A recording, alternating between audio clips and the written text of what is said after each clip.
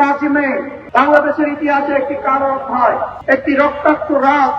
আমরা 1971 সালের 25 মাসের কালো রাত্রির ইতিহাস আমরা জেনেছি, কিন্তু সেই দৃশ্য আমাদের দেখার সুযোগ হয়নি বয়সের কারণে। এরপরে প্রায় 53 বছর পরে এসে আমরা দেখলাম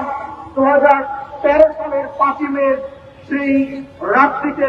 খুনি হাসিনা, প্রেসিডেন্ট হাসিনার পেটুয়া বাহিনী গভীর অন্ধকারে লাইট বন্ধ করে নির্বিচারে পাখির মতো গুলি করে কিভাবে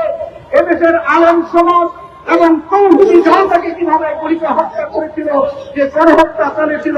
তার জন্য আমরা ধিক্কার জানাই। আপনারা জানেন এই 5 মে পূর্বে সেই শাহবাগ চত্বরে ঢাকার সবচেয়ে ব্যস্ততম একটি জায়গা, চতুর্দিক থেকে সেখানে অনেকগুলো বড় বড় হসপিটাল, পাশেই হাইকোর্ট, বিশ্ববিদ্যালয়, এরকম একটি জায়গায় রাষ্ট্রীয় পৃষ্ঠপোষকতায় কিছু নাস্তিক ব্লগারদের নেতৃত্বে একটি সমাবেশ করার সুযোগ তারা করে দিয়েছিল তৎকালীন সরকার। শুধু একদিন 2 দিন নয়, 1 মাসেরও অধিক সময় ধরে রাষ্ট্রীয় পৃষ্ঠপোষকতায় অর্থ দিয়ে, মানুষ দিয়ে, খাদ্য দিয়ে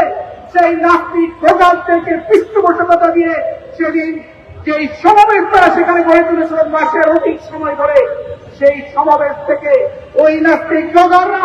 যেভাবে একের উপর এক আমার নবীর রাসূলদেরকে অপমান করেছিল,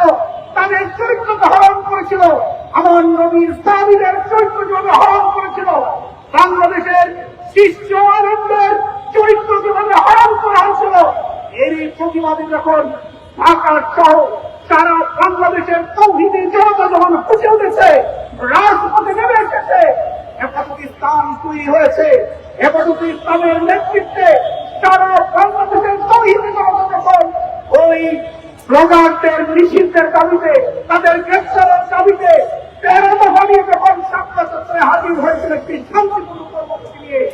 আমরা দেখেছি সেই শান্তিপূর্ণ কর্মসূচিকে অশান্তিতে পরিপূর্ণ করে দিয়ে নির্বিচারে